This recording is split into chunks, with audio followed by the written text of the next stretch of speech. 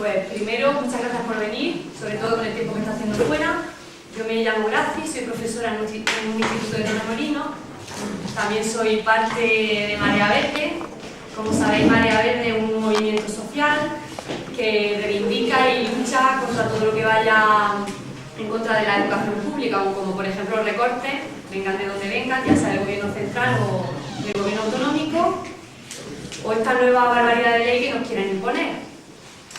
Llevamos 2 años luchando y hablando y tal, pero queríamos construir un nuevo modelo educativo para poder transformar la sociedad, una nueva sociedad. Y como no encontrábamos espacio, no encontrábamos tiempo de que toda la comunidad se reuniera, pues Marea Verde Andalucía decidió hacer una jornada en noviembre en Marinaleda.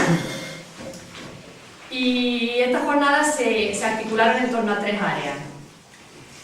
Cada área pues, tenía un documento base y se formaron 3 grupos de trabajo. Cada grupo de trabajo pues, trabajó sobre ese documento y se llegaron a una serie de conclusiones, ¿vale? Voy a leer primero el título de cada área y ahora resumo un poco las conclusiones. El área 1 se llama Condiciones sociolaborales para mejorar la educación, idoneidad del número de alumnos, horario profesional, condiciones de trabajo, estatuto del profesorado.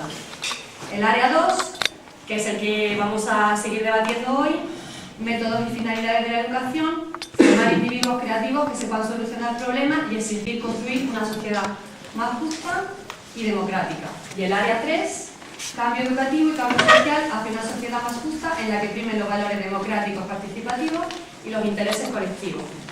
Estas 3 áreas las vamos a seguir debatiendo a partir de las conclusiones a las que se llegó en Marinaleda en varias jornadas. La primera es hoy. Tenemos a 2 compañeros que ahora los presentaré. Os voy a leer primero un poquito el resumen de las 3 áreas, ¿vale? Área 1. A las conclusiones que se llegó fue a la construcción de una escuela laica y una red única de centros. Disminuir la demanda de plazas en centros concertados. Considerar un cuerpo único de docentes como elemento fundamental de la escuela que queremos.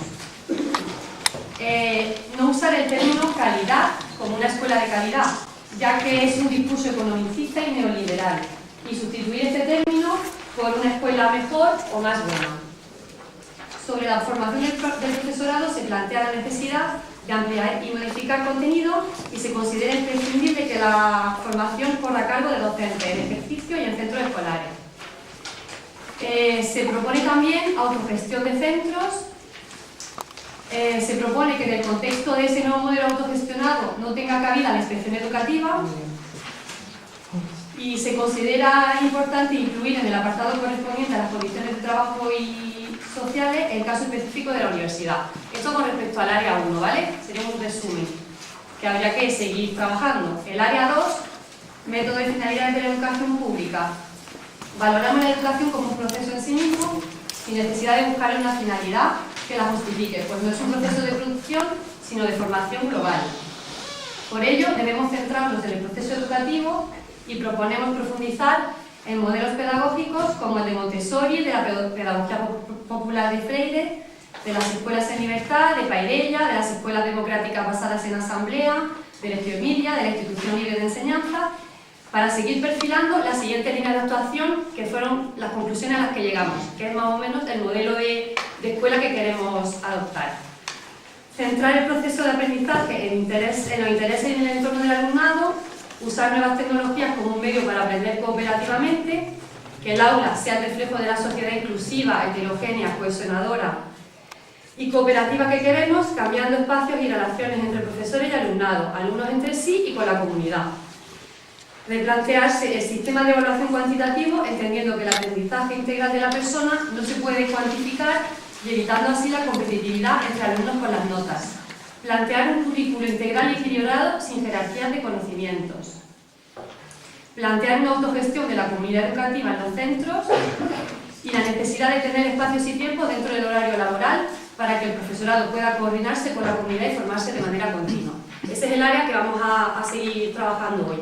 Y el área 3, cambio educativo y cambio social, como ese es el área más compleja, Lo único que se acordó era que lo que se quería era un cambio global de la sociedad hacia una sociedad más democrática y que se empezasen a hacer estrategias a corto plazo y medio plazo, como por ejemplo promover valores que valoraran la educación y la sanidad públicas, y básicamente eso, sí. Voy a pasar la palabra a nuestro compañero Manuel Pellegrina, profesor de la universidad, y que fue el que elaboró el documento del área 2 y que fue base para el área de hoy, para el trabajo de hoy.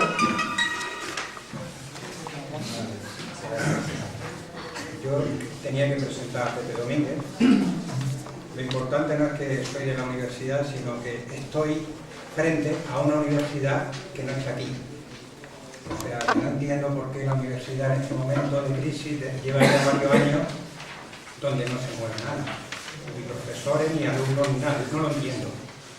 No sé qué pasa con la universidad, por tanto, ya tendría que haber movimientos a nivel social para buscar otra educación distinta, y evidentemente la universidad, tan cómodamente como está, es porque está participando de algo, de este sistema neoliberal, y está viviendo de él.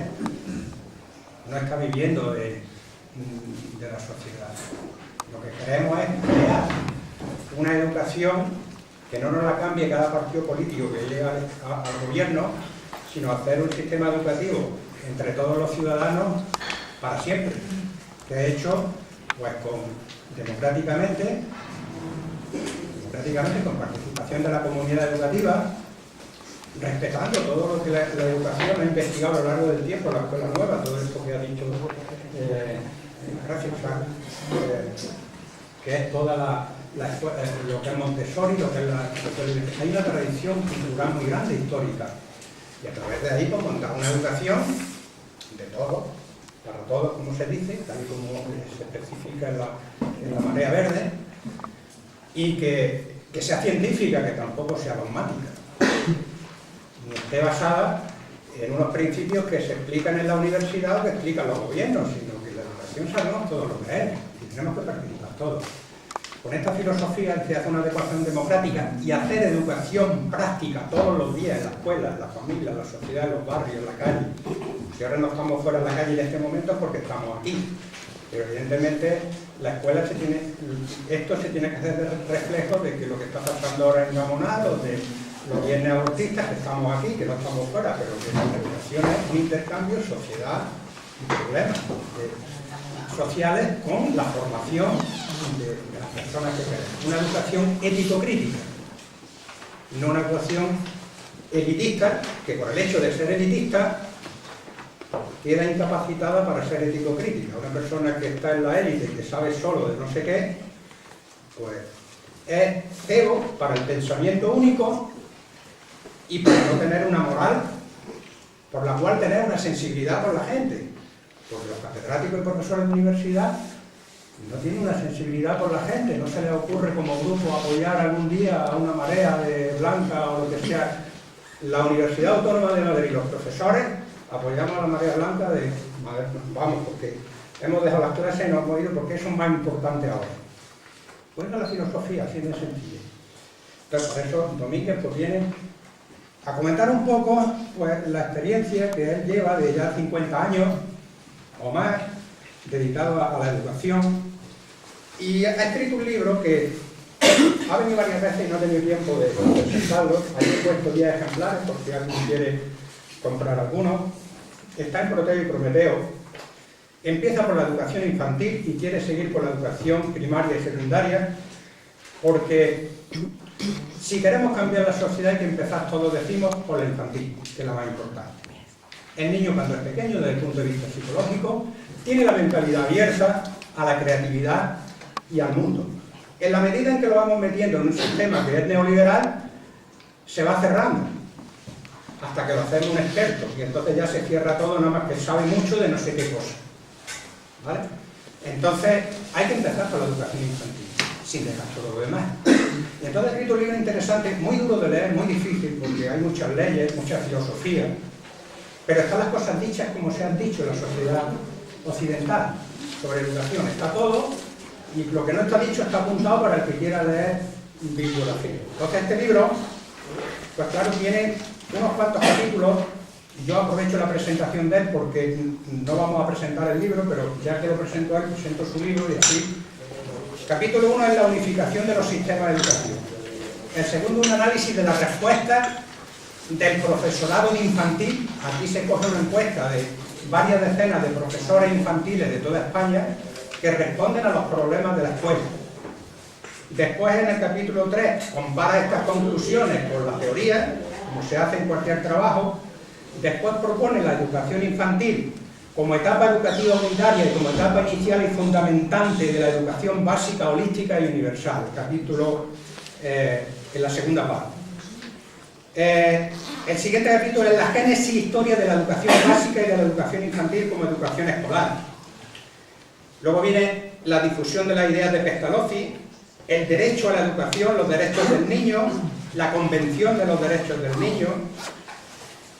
Y luego viene una visión antropológica de los educandos, los niños como seres humanos educables, donde por ahí se empieza a meter el vericueto y llega hasta lo que se llama hoy la neurociencia.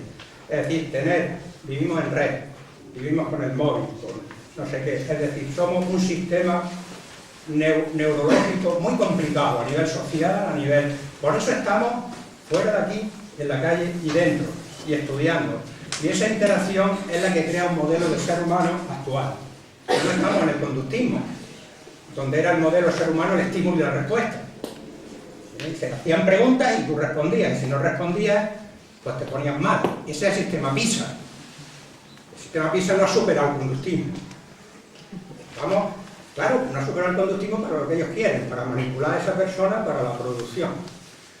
La neurociencia es mucho más complicada, afortunadamente, y no se puede manipular al ser humano cuando se ha desarrollado de forma integral. En el capítulo siguiente, capítulo 4, los 4 mundos, establece 4 niveles para formarse, porque en Madrid han sufrido en los últimos años la especialización educativa desde los niños pequeños, enseñándoles idiomas, informática, ballet, no sé qué, a los padres. Y los niños estaban histéricos. Entonces, hay 4 niveles, que es el mundo personal, el mundo físico, natural y tecnológico, el mundo sociocultural y el lingüístico simbólico, donde está el arte también.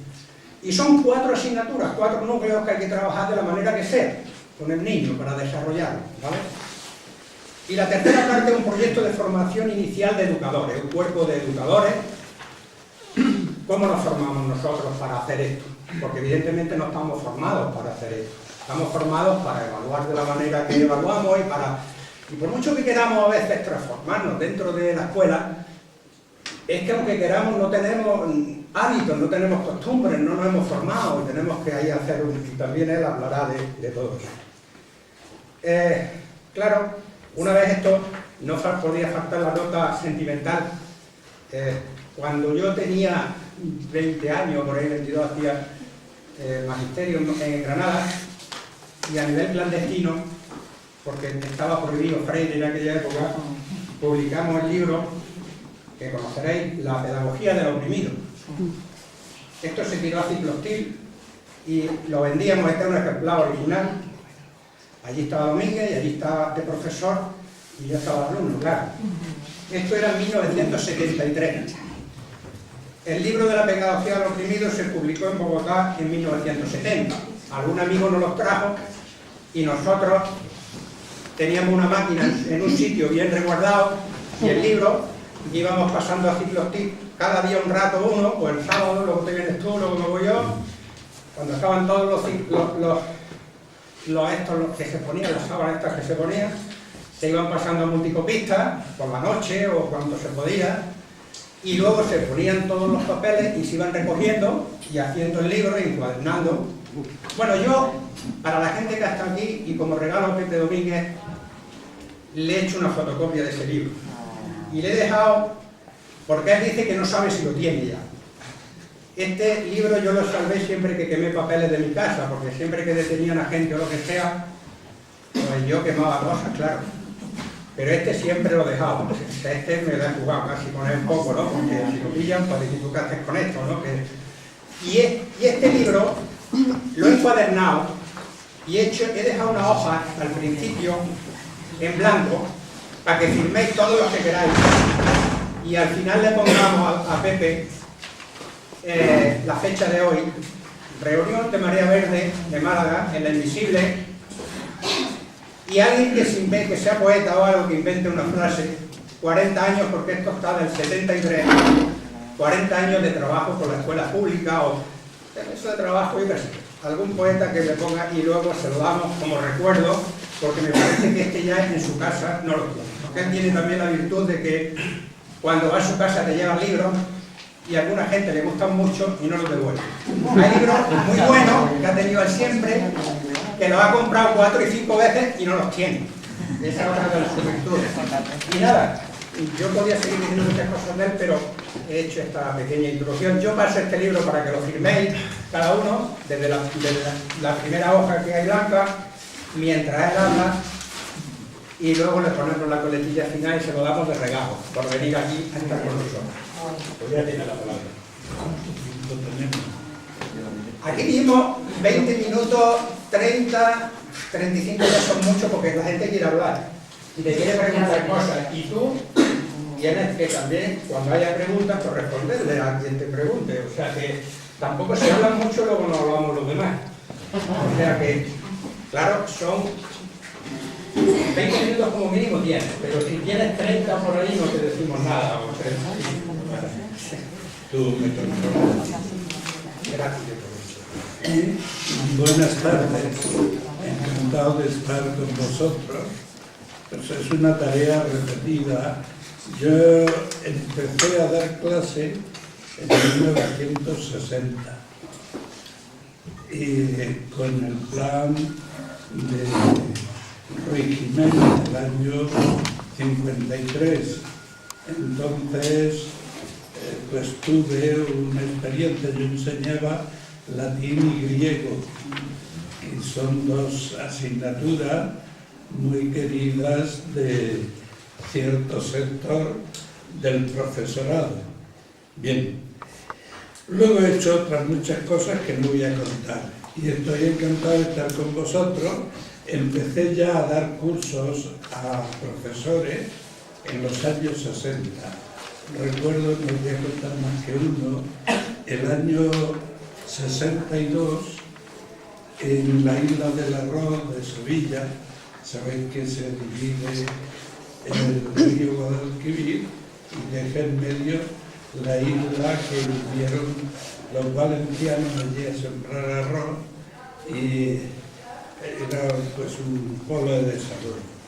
Y fui allí a darle una charla a 10 o 15 maestros que nos reuníamos en una escuela de patronato parroquial. Y estábamos allí y llegó la Guardia Civil, el sargento y el guardia civil que le acompañaba. ¿Qué hacen ustedes aquí un sábado? 15 reunidos, éramos 15, porque si hubiéramos sido 19 según la ley, nos hubieran llevado a la cárcel, pero no éramos más que 15, y entonces yo le dije, estamos aquí estudiando la legislación española.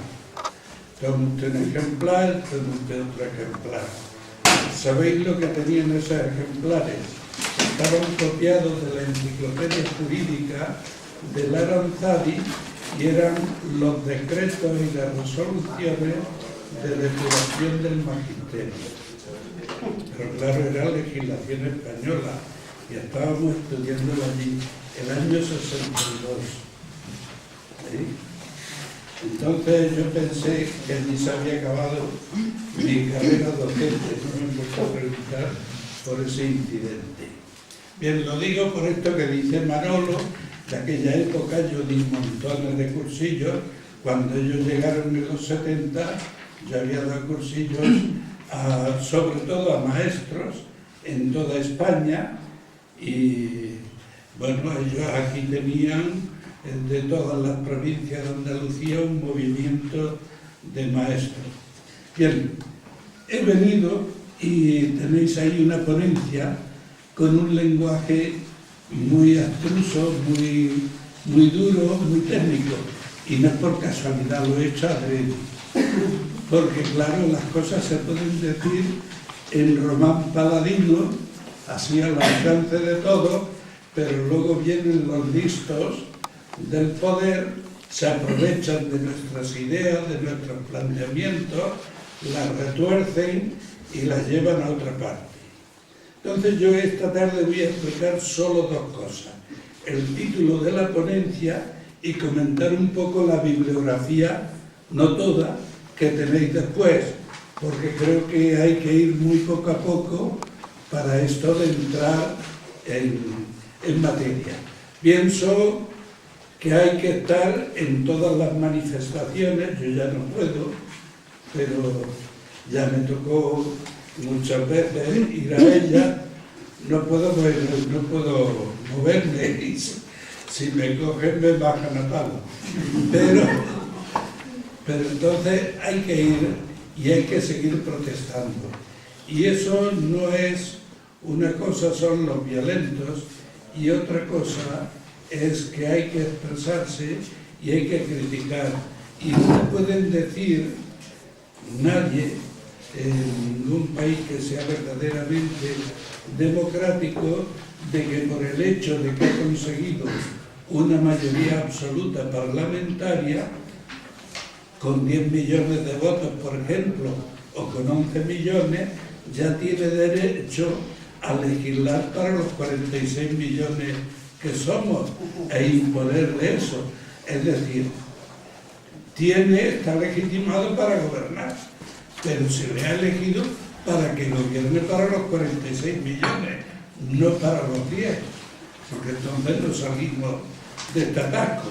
Y lo que no se puede hacer es llevar la apisonadora al Parlamento y legislar solo para los intereses de algunos. Y digo esto porque el tema que he planteado tiene mucha relación. Habéis oído decir que no hay que mezclar la educación con la política. ¿Habéis oído eso alguna vez?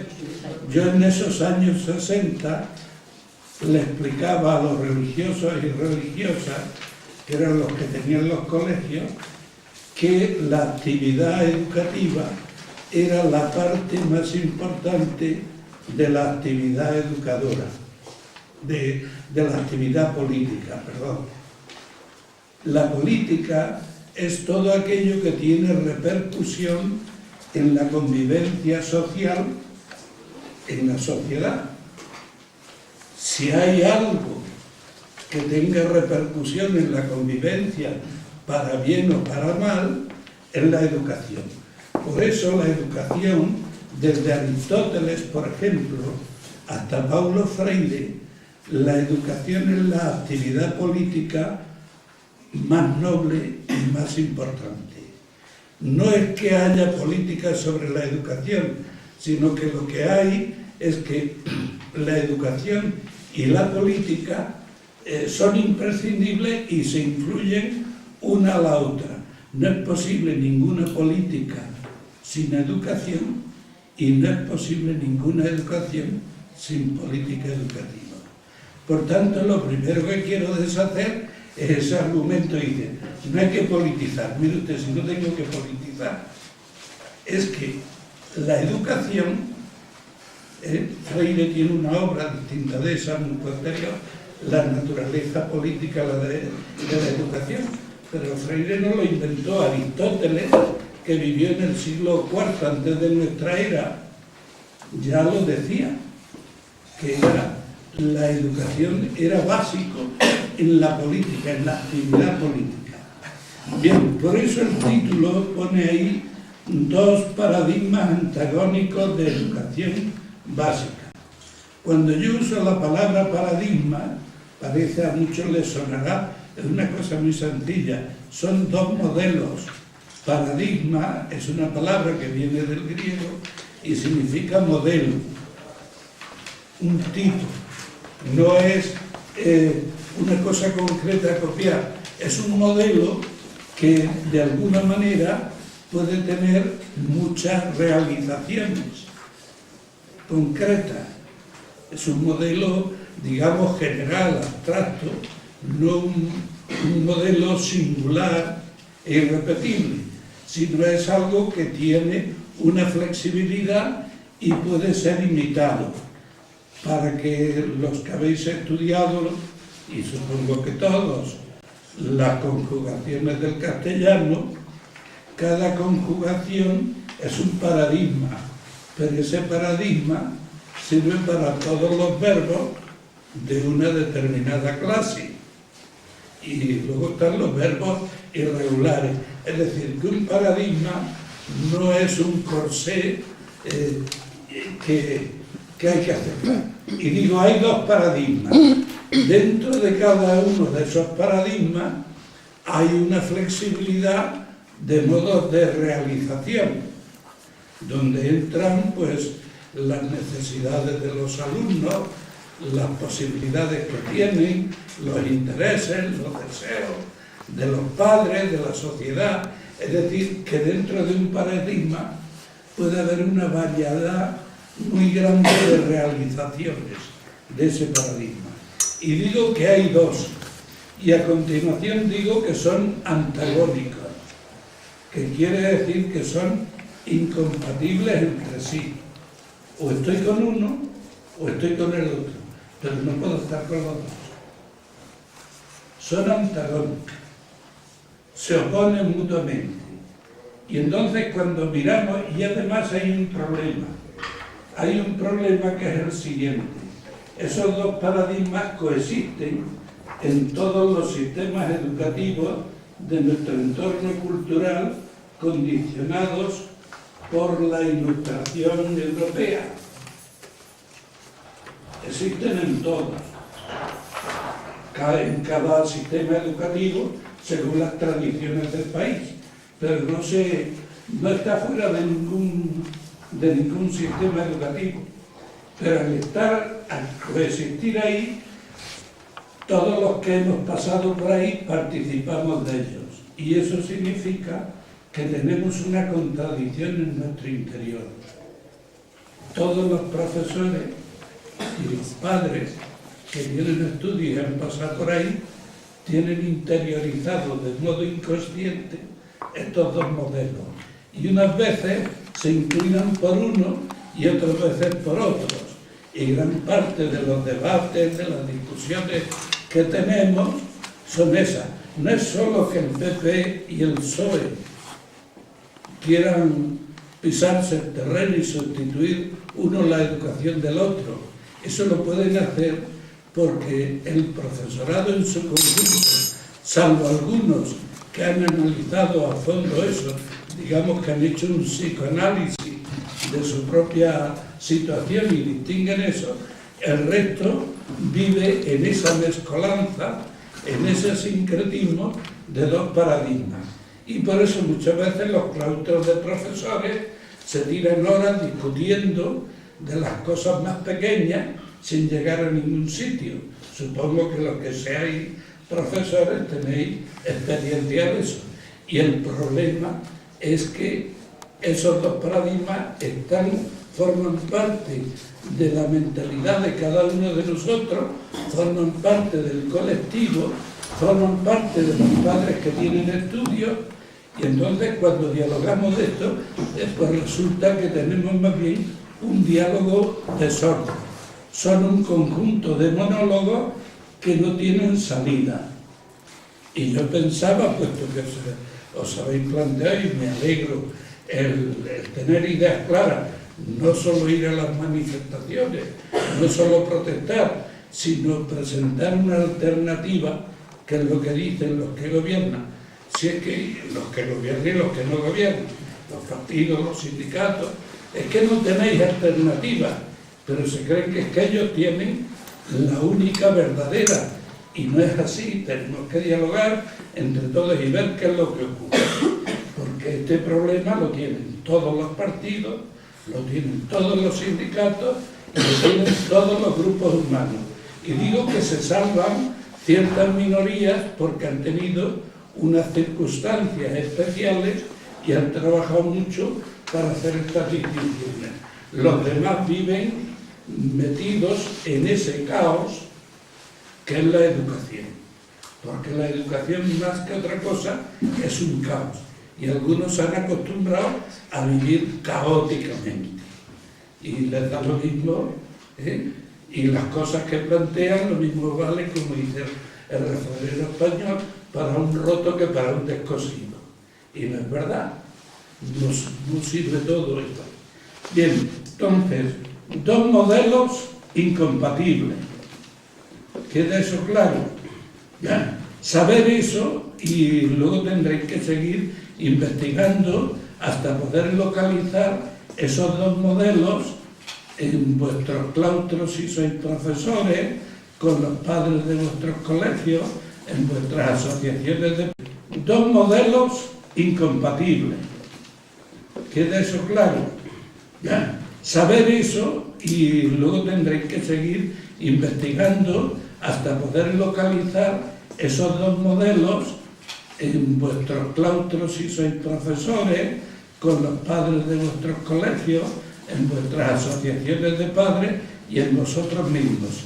A ver, ¿qué corresponde a cada uno de estos modelos en mi mentalidad? Y habrá que ir analizando todo eso. Y dice ahí a continuación, porque son dos modelos de la educación básica, no hablamos más que de la educación básica. ¿Y por qué básica?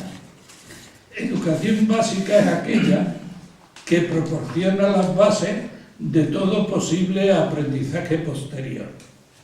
Para unos la educación básica se acababa en la primaria durante mucho tiempo, para otros se extendía a la secundaria, y para otros actualmente se aspira a que la educación básica llegue hasta los 18 años, desde el día que uno nace hasta los 18.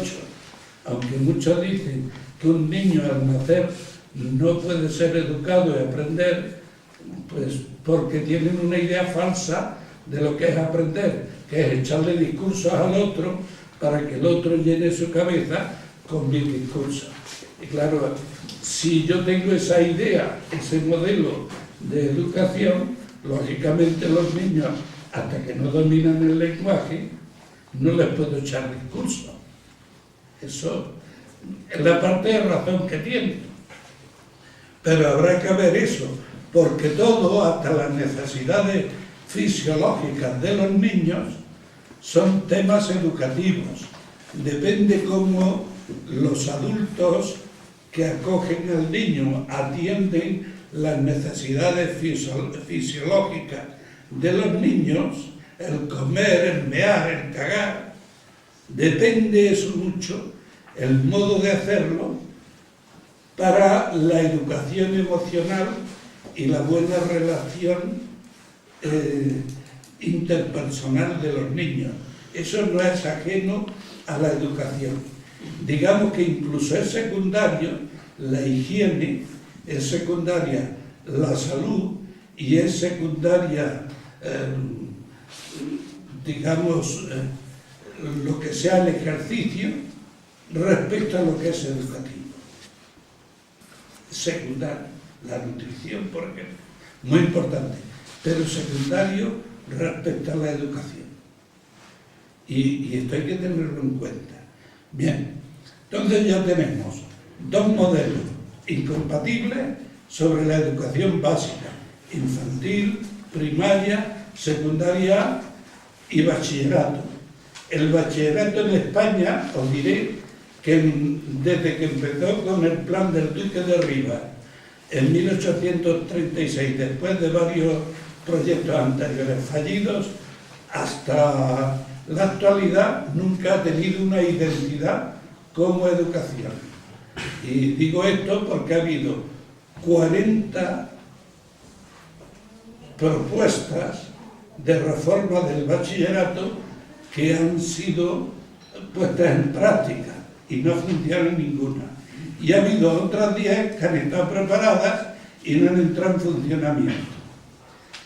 Consecuencia de todo eso, como esa etapa no tenía identidad clara, pues no ha habido una formación ni científica ni pedagógica de los profesores de secundaria, porque ¿para qué los iban a educar? Lo primero era saber qué es lo que tienen que hacer y después organizar la formación inicial de ese profesorado.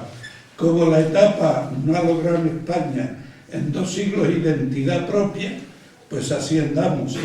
Yo no puedo explicar esta historia, pero quiero que os deis cuenta de la importancia que tiene esto y que muchos de los problemas que padecemos, algunos creen que la cosa empezó con la LOCSE. Eso es el que lo dice o es un ignorante o es un hipócrita redomado, si no es ignorante. Porque no es la LOCSE. En el año 81 hay un instituto en el CIDE sobre el fracaso escolar y las desigualdades en la escuela, en que ya fracasaban con la ley del 70 el 39,6 y estaban fuera del sistema educativo ya en esa época más de un 12%, a los 14 años. Entonces, no me pueden decir que es la LOCSE la que provocó eso. La LOCSE quiso arreglar con otras leyes eso, tampoco lo logró. Yo no soy un beato de la LOCSE, la critico, pero no es el tema de esta noche. Bien, y digo, la educación es esencialmente la parte principal de toda política ciudadana. No me refiero a la política en sentido partidario. La política como gran política es aquello que tiene repercusión positiva o negativa en la convivencia dentro de la sociedad. Y digo, la parte principal de esa política que tenemos que hacer todas las personas y que la hacemos, aunque digamos yo, de política no sé nada. Pues mire usted, hasta callarse y no intervenir es una forma de hacer política. Es decir, que eso el que quiera que escapa porque no abre la boca de eso, se está autoengañando a sí mismo. Es decir, no actuar, no intervenir, no opinar, ya es tomar partido. Y eso no podemos escapar.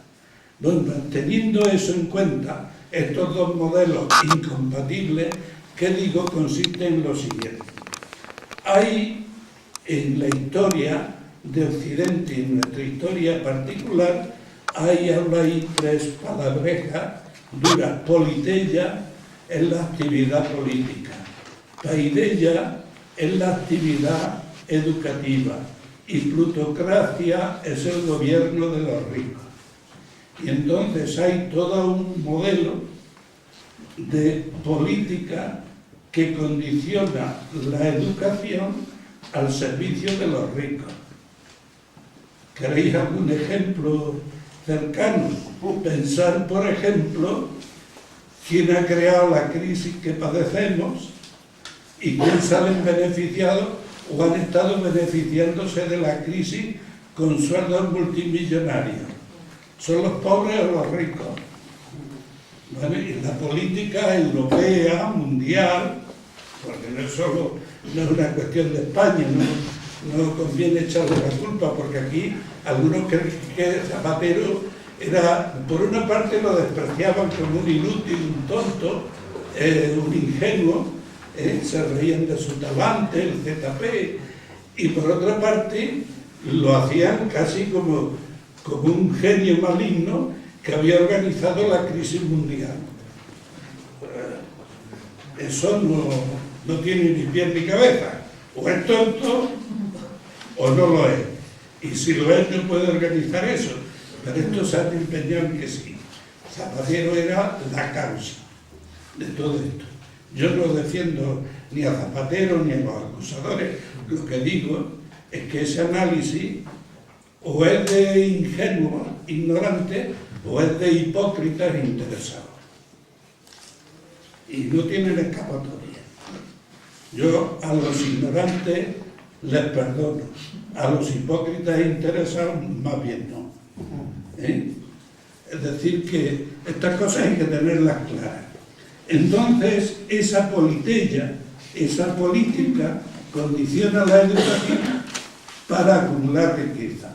¿Por qué los preámbulos de las leyes, incluida la LOE y la LONCE más todavía, y la LOCE también, por qué dicen, y la ley del 70 también, porque dicen que debía servir para una economía competitiva y tal, uno de los principios? Esa idea surgió en la década de los 50, bueno, venía de atrás, pero en los 50 surgió de una manera especial, y era la idea de que la educación era una inversión rentable económicamente y que la educación debía producir capital humano. Tiene migas el asunto. Los maestros sois capital humano que se puede intercambiar, comprar, vender, devaluar. Sois capital humano. Y eso depende del mercado de capitales. Estáis en el mercado y unas veces tenéis un valor y otras otro, como capital humano. Los accionistas pues os poseen, os suben, os devalúan, y entonces en el ranking, si estuviéramos en el IBEX 35, pues estaríamos así. Y si nos comparamos con otros países, nos resultaría la prima diferencial siempre metida por medio, que si la prima sube, que si la prima baja. ¿Os dais cuenta que es todo un lenguaje ficticio? Pero eso está ahí, no podéis. Eso empezó en los años 50, pero ¿sabéis dónde empezó con fuerza? Empezó en mayo de 1975, en Kioto. Allí el ínclito Rockefeller nieto, que ya tiene 97 años, pues organizó una conferencia que se llamó la Trilateral. ¿Y por qué se llamó la Trilateral? Porque estaba Estados Unidos, Canadá y un poco México en un lado, Japón y sus satélites del este en otro, y Europa con centro en Alemania y Luxemburgo, el Benelux, en otra. Y la Trilateral era la unión de esas tres regiones económicas. Y allí, en esa, fue a raíz de la crisis del 73, del petróleo y de todas aquellas cosas y de la energía, de ahí sacaron una conclusión, y es que la democracia estaba en crisis. Ellos hablaban de una democracia que es la democracia que se identifica con el mercado laboral, mercado comercial y mercado financiero. Y ya pusieron en marcha en esa época el mercado educativo. Y publicaron allá por noviembre del 75 un libro que se llamaba La crisis de la democracia. Y en ese libro recomendaba que había que disminuir las esperanzas de tener un buen trabajo y que había que evitar que llegaran muchos a la universidad, porque no había trabajo para todos. Esa idea se ha ido perfeccionando y lo último que hay en el ambiente a partir del año 2000 es la siguiente tesis, que le explica bien nuestro ínclito Manuel Castel, que es un sociólogo que trabaja en Estados Unidos. El sistema capitalista puede funcionar con el 20% de la población activa, lo cual quiere decir que el 80% restante no es útil, no es rentable, es un problema. En el año 1975, en San Francisco de California, se organizó una conferencia patrocinada por la Fundación Gorbachev, y el problema era qué hacer con ese 80%. Allí se reunieron 600 mandatarios de todo el mundo, y empresarios, banqueros, gente que había pasado por la presidencia de distintos países y habían que estar en los ministerios y estuvieron discutiendo ese tema. Si con el 20% tenemos suficiente, ¿qué hacemos con el otro 20%? Y entonces allí llegaron a la siguiente conclusión, de que este 20% que se dividía en dos partes, uno, los altos ejecutivos de los bancos y de las empresas multinacionales, serían un 5%, y el otro 15% pues serían tecnólogos. Y entonces allí inventaron esto de que a este 5% había que prepararlos bien en los mejores colegios de todo el mundo para que dirigieran un gran mundo. Y a los tecnólogos, dos cosas. Primero, mantenerles una formación permanente, pero buscar que aprendieran informática para poderse autoformar y así ahorrar. Y porque las técnicas que se estudian no duran toda la vida, se degradan prácticamente en 10 años, lo que has aprendido desaparece. Y antes de que se cumplan los 10 años, hace falta un reciclaje para mantener el asunto. Bien, entonces todo esto lo inventaron allí. Y digo, a continuación vinieron dos personajes que conocéis todos. Uno era Reagan, el cómico Reagan, actor secundario, hombre de paja, donde los haya, y Margaret Thatcher, la dama de hierro, cuyo marido le había pagado la carrera de Derecho, de Política, de Economía, y el marido era el presidente de la British Petroleum, casi nadie, y además era el dueño de las Islas Malvinas y de todos los borregos que por allí había, incluidas las personas, prácticamente porque allí hay petróleo, aparte de las ovejas, la lana, todo eso era propiedad del marido de la dama de hierro. Bueno, entonces estos dos personajes se proponen llevar a cabo lo que ha decidido la trilateral. Y ahí es cuando se desarrolla eso que llamamos neoliberalismo, que no tiene nada de liberalismo y que pues es un planteamiento, digamos, empezando por el título neoliberal, ya es una estafa y un insulto a la inteligencia, porque no hacen nada que sea liberal. Y entonces el neoliberalismo toma en serio una polémica que había habido desde la Revolución Francesa a nuestros días, si el Estado debía intervenir o no debía intervenir. La polémica era que la clase triunfante, la burguesía capitalista triunfante, quería ser como la nobleza anterior y no quería que el pueblo participara en la democracia. Por eso se desarrolla el movimiento obrero.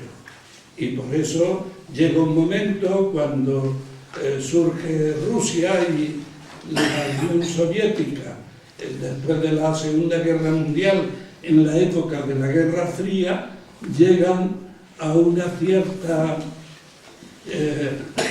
ponerse de acuerdo para desarrollar lo que se ha llamado el estado del bienestar, que cedían estos grandes empresarios y banqueros y aceptaban planteamientos del movimiento obrero, y surge la llamada socialdemocracia. Pero claro, una vez desaparecida la URSS, hay que deshacer todo esto. Entonces, no es que el Estado no intervenga, lo que defiende es que solo debe intervenir a su favor, como hacían antes. Es decir, que hay que desregular, hay que flexibilizar, hay que quitar los privilegios sociales y es que se provoca una crisis para que aquellos derechos que se habían conquistado a base de huelga, de sacrificio, de tal y de cual, pues todo eso desaparece en un rato por legislación, hasta la Constitución, que es intocable, se reúnen dos una noche y la cambian y la ponen al servicio del déficit. Pero es intocable, ¿eh? Hace falta el consenso y no se puede romper el consenso. Den cuenta de todo el tinglao que hay. Bueno, pues creo que he descrito una política. ¿Qué es lo que plantea ahora a nivel mundial todo eso? Está el Banco Mundial, el Fondo Monetario Internacional, está la OCDE, están las multinacionales, está la OCM, es decir, la Organización Mundial del Comercio, y hay hasta lo que se llama WEN. WEN es el Mercado Mundial de la Educación, que se reúnen desde el 2000 todos los años. Bien, hay una cosa, lo que se llama la Mesa Redonda Europea, radica en Bélgica y Luxemburgo, y son 16.000 representantes del gran capital. Y es un lobby que tiene aproximadamente, está equilibrado con los funcionarios que tiene la Unión Europea de 27 países, incluidos los funcionarios trabajadores y los parlamentarios. Y eso, la WEN, la mesa redonda, son 16.500 representantes de todas esas empresas como gran lobby que presiona sobre las instituciones europeas y el Parlamento para sacar adelante las cosas que les interesan. Y de ahí es donde se planifica la política en general, pero sobre todo la política educativa y la política económica. Bueno, pues eso es lo que quiere decir politeia, política que condiciona una paideia al servicio de la plutocracia. El modelo queda claro. Entonces tienen que estudiar mucho más para entenderlo bien. Pero ya hay algo. El segundo modelo es politeia, paideia, democracia, que es el que ustedes quieren. Pero se tienen que dar cuenta de que no estamos en una situación neutra. Estamos en una guerra entre titanes. Y mientras unos titanes, aunque tienen intereses diferentes, van de la mano muy unidos, los otros, los que estamos, el pueblo, los dominados, cada dos vamos por tres calles y además nos dedicamos a pelearnos entre nosotros. Este es el problema. Claro, ellos son menos, pero se unen. ¿Cuál es la gran alianza? Explico un poco más el asunto. La gran alianza son neoliberales, que para ellos lo que cuentan son los beneficios, pero están dispuestos a ayudar a los intereses de otros grupos. Están los neoconservadores, que piensan que cualquier tiempo pasado, político y educativo, fue mejor, y hay que volver a esos tiempos paradisíacos. En el nivel del profesorado se traduce en un lenguaje que es el lenguaje, vamos perdiendo los niveles, hay que recuperar los niveles. Nunca han existido niveles ni criterios para medir niveles, pero eso lo oí muchas veces, ¿no? Bueno, pues son los defensores de los niveles frente a la degradación de los pedagogos. Los pedagogos son unos perversos que están empeñados en que todos los ciudadanos sean iguales y claro, cuando se plantean eso no puede ser porque cada uno tiene sus dotes y además hay un determinismo, cada uno quiere que su Dios triunfe y estos con mucho gusto les conceden la asignatura de religión, la alternativa, pensar entre lo que se gasta en la asignatura de religión y en la alternativa, la cantidad de cosas que se podrían hacer. Y además, entre los profesores de religión y los de alternativa, son muchos más de los que han echado del sistema educativo. Y sin embargo, estamos pagando. ¿Por qué? Porque son votos y es mentalidad que apoya eso. Y hay un tercer grupo que son los ejecutivos, los excelentes. Mirad, la educación de excelencia tiene dos notas. Una, que hay que castrarle la conciencia ético-crítica. Eso es fundamental, porque tienen que ser ingenieros que exploten sin remordimiento, o jefes de empresa tal, que dirijan aquello, pero que no tengan escrúpulos, que lo vean natural. Para que eso suceda así, hay que castrarles la conciencia ético-crítica. Y segundo, hay que hacerlos empollones. Gran cantidad de conocimientos, que se crean expertos y que vayan repartiendo vida con sus programas de informática, y vienen los profesores y creen que la informática va a solucionar la educación. Mire usted, puede ser que sí, o puede ser que sea el instrumento para apuntar a todos los chavales de nuevo. Eso depende del uso que se haga. Bueno, pues, digo, esa es la gran alianza. En el otro lado están los partidos de la izquierda, están los sindicatos, está el pueblo llano, las mareas verdes, los movimientos sociales, los amigos de la educación, los que defienden todo este tipo de cosas. Pero cada dos van por tres calles. Y en vez de unirse para luchar por un modelo, están discutiendo a ver, como aquellos que contaban de unos sevillanos que estaban sentados en un ribazo, y cuando empezaron a llevar los primeros aviones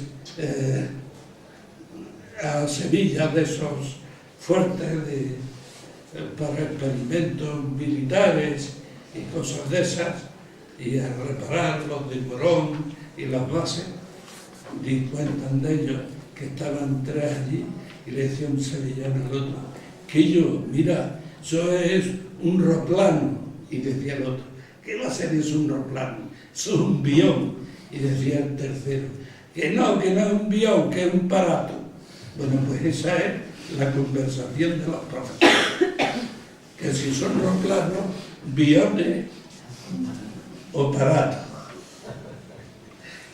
Y así no se va muy lejos. Entonces, queda claro, y por eso le he puesto un par de nombres, y ya con esto termino la explicación del título.